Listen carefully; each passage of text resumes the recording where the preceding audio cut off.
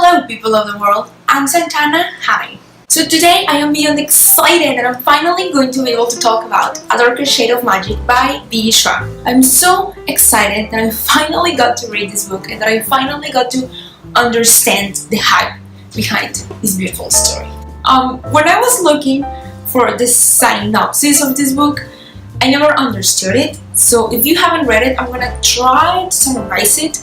But it's really complicated, and now I can finally understand why it's so complicated. So this is a high fantasy story regarding a place where alternative universe exists. In this alternative universe, we follow different Londons that happen in the same time in different spaces. And there's a few amount of people that are able to travel in between these different alternative Londons, and one of them is the main character, one of the main characters.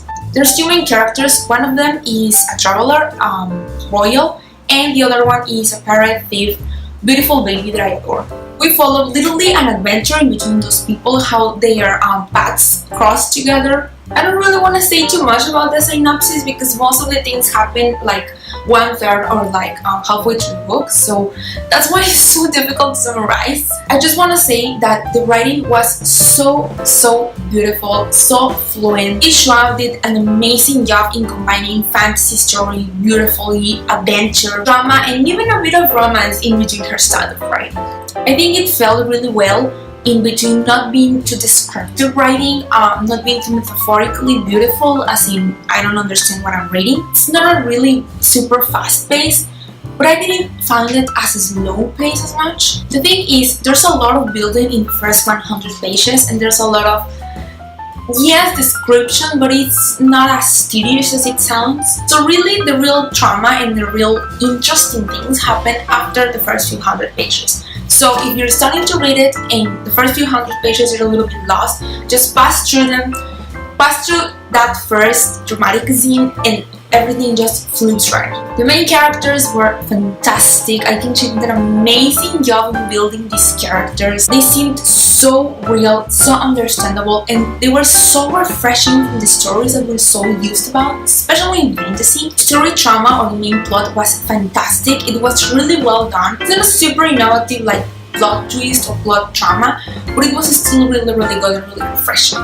Like the whole world of this, it's super refreshing. It's so unlike we have seen. I mean, how many fantasies talk about alternative universes? At least I haven't read a lot. I don't know why before I read it, I just thought, like, I just heard like alternative Londons or different Londons, and I just thought that this was like a modern fantasy. So it's not a modern fantasy. It's not a modern fantasy at all. Like I said, it has kingdoms, it has magics, it has guns, it has pirates and thievery, and so beautiful. The villains in this story are so great, so well done, so fantastic, so scary. I mean, Victoria Shaw has made such an amazing job building characters, building world, building story pacing, and with style of writing. And I found everything so balanced in between the story, so none of them really stands out after the other.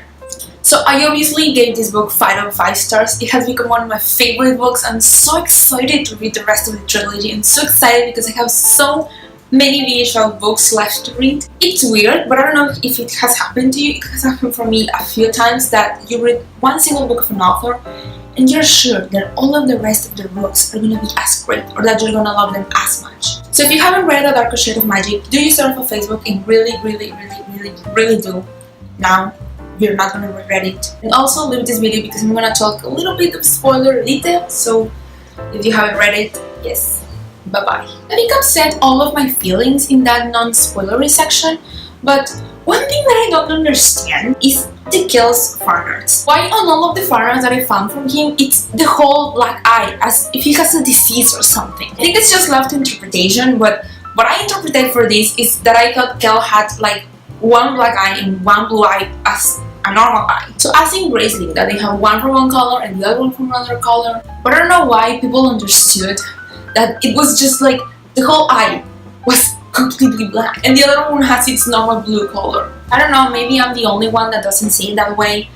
But I still saw it with just like his normal black eye and the other one his normal blue eye. Also, Lila is so fantastic. Like, I didn't expect Lila to be so great when I first started to read about her. Maybe because I've been avoiding a lot of commentary about this book before I read it, but and also because the synopsis mainly for this book focuses on Kel, you know, the one that's been able to travel into these Londons.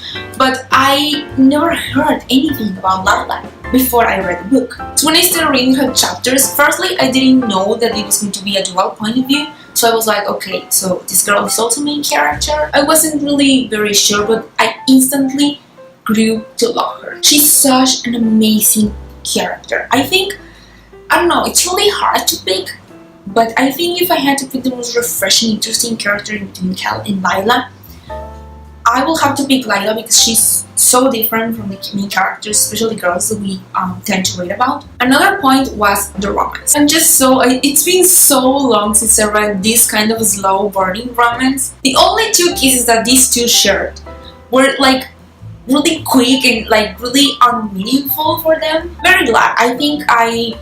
I don't think there's one romance rather than the other that I prefer, but it's been so long since I read a slow burning romance that I so dig it, because it's going to be more refreshing and more satisfying when they finally declare their love for each other. I just ship them so damn much.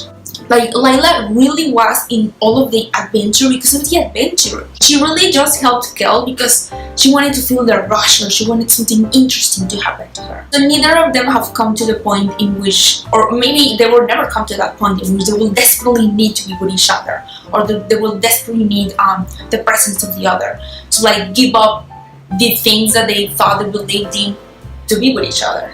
And I found that really interesting and really refreshing from the fantasy romances that I have read. Also, let's talk a little bit about the villains here. Number one, I loved Holland so much. I was so sad when Holland died because, and also because it was told from Kel's point of view, and Kel was also sad and Kel also understood Holland's situation. I don't think Holland should have died. I think Holland should have stayed with them and turn to their side or anything. Be like that awkward villain that slowly becomes the awkward sidekick of the hero, you know? Kind of like a scouting call in the Flash. No, he died, and I'm so sad because he was such an interesting character, and I actually really loved him so much. Oh my god, there was also the twins. I'm so mad that the twins died. It was kind of disappointing, like not entirely, but a little bit disappointing that they died at the end. Because they were so interesting, I wanted to know more about them, and also, again, really refreshing. Yeah, those are all my thoughts for A Darker Shade of Magic by Bishop. Tell me what your thoughts were in the comments below, and thank you all so much for watching. I'm Santana. Bye!